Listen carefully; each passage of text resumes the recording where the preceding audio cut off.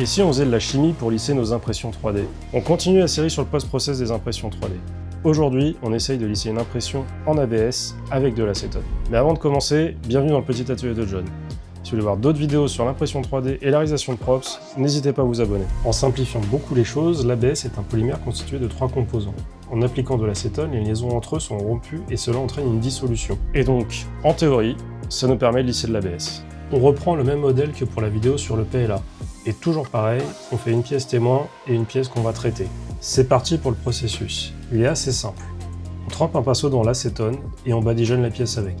C'est plutôt délicat car il ne faut pas trop en mettre pour ne pas trop déformer la pièce, et si on n'en met pas assez, ça ne fonctionne pas totalement. On peut voir que ça a bien fonctionné au centre de la pièce, mais moins sur les bords. C'est parti pour la peinture de la pièce.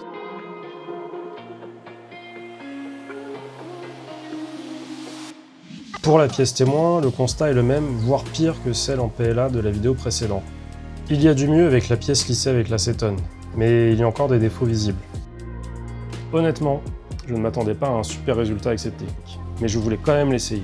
C'est surtout une mise en bouche pour la technique que je vais utiliser dans la prochaine vidéo, qui devrait être plus efficace. En attendant, n'hésitez pas à partager vos techniques de lissage en commentaire.